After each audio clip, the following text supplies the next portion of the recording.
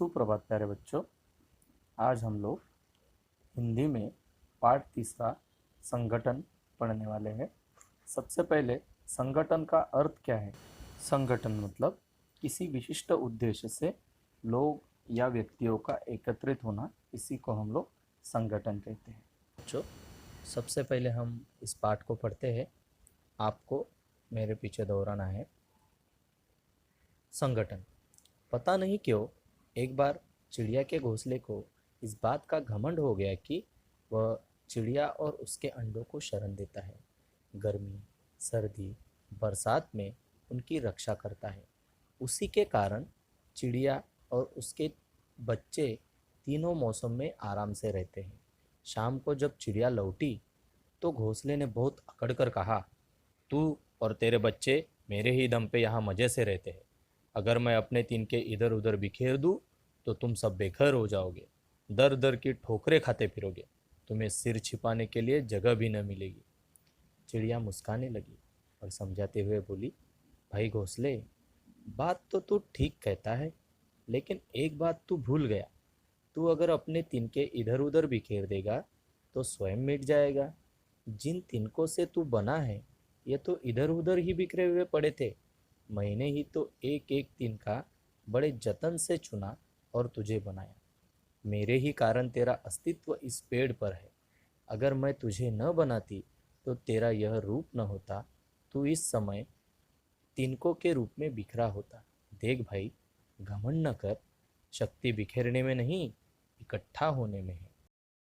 घोंसले का सिर शर्म से झुक गया। उस दिन से उसने कोई विरोध नहीं किया। वे सब फिर मज़े से रहने लगे, संगठन की भावना से। लेखक डॉक्टर सत्येंद्र शरद। प्यारे बच्चों, ये कहानी एक चिड़िया और उसके घोंसले की है। घोंसले को इस बात का घमंड हो गया था कि वह चिड़िया और उसके बच्चों को शरण देता है।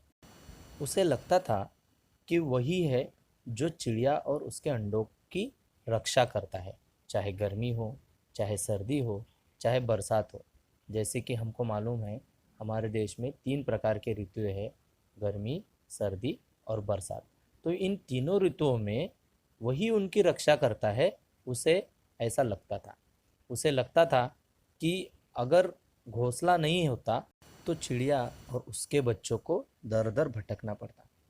तो शाम को जब चिड़िया लौटी तो घोंसले ने अकड़ के उससे कहा कि तू और तेरे बच्चे मेरे ही दम पे यहाँ मज़े से रहते हैं।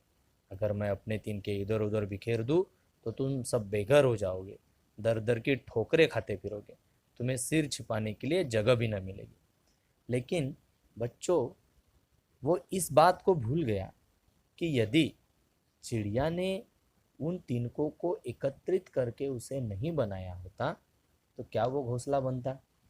ये बात तो सही है कि चिड़िया को घोंसले की ज़रूरत है, लेकिन यह बात भी उतनी ही सत्य है कि उस घोंसले को चिड़िया ने बनाया है। अक्सर हम लोग जब कोई हमसे गुस्से से या अकड़ कर बात करते हैं तो हम लोग आवेश में आके उसका जवाब गुस्से से देते हैं, लेकिन चिड़िया ने ऐसा नहीं किया। चिड़िया मुस्काने लगी और उसको समझाते हुए बोली कि भाई घोंसले, बात तो तू ठीक कहता है, मतलब बात तू सही कर रहा है, लेकिन तू एक बात भूल गया कि अगर तू ये तिनके इधर उधर बिखेर देगा तो क्या घोंसले का घोंसला रहेगा या वो तिनके हो जाएंगे। तो उसने उसे प्यार से समझाया कि अगर तू अपने तिनके इधर उधर बिखेर देगा तो स्वयं मिट जाएगा। स्वयं यानी खुद, खुद मिट जाएगा। जिन तिनकों से तू बना है वो तो ऐसे ही इधर उधर बिखेरे पड़े थे और उसको मैंने ही एक एक तिनका बड़े जतन से चुना और घोंसले को बनाया। ऐसा चिड़िया ने उसे बड़े प्यार से समझाया। उसने उसे यह बात भी समझाई कि अगर मैं तुझे न बनाती तो तेरा यह रूप न होता और तू इस समय तिनकों के रूप में बिखरा होता। देख भाई, घमंड ना कर। शक्ति बिखेरने में नहीं, इकट्ठा होने में।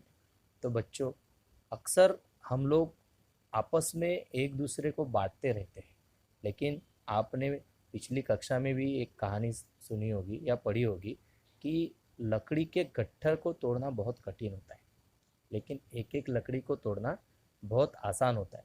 तो इस पाठ से हम लोग तब भी सीखे थे कि शक्ति जो है वो बिखेरने में नहीं है, वो इकट्ठा होने में। जब घोंसले ने इस बात को सुना तो उसे समझ में आ गया कि चिड़िया जो है उसी ने मुझे बनाया, और चिड़िया जो बोल रही है वो बात सत्य है। तो घोंसले का सिर शर्म से झुक गया, और उस दिन के पश्चात उसने उस बात का कभी भी विरोध नहीं किया, और वे दोनों फिर संगठन की भावना से एकत्रित रहने लगे।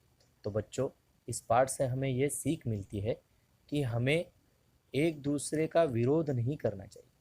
किसी भी काम के लिए हमें एकत्रित रूप से प्रयास करना चाहिए। जब हम इकट्ठा होकर किसी काम के लिए प्रयास करते हैं तो वह कार्य अवश्य ही सफल होता है। प्यारे बच्चों, अब हम लोग इस पाठ के शब्दार्थ देखेंगे। पहला शब्द है घमंड। घमंड का मतलब अहंकार। शरण, शरण का मतलब पनाह। गर्मी, गर्मी माने ग्रीष्म ऋतु। सर्दी, शीत ऋतु। बरसात, वर्षा ऋतु। मौसम का अर्थ है ऋतुएं। स्वयं माने खुद, और अस्तित्व का मतलब है वजूद, होने की भावना।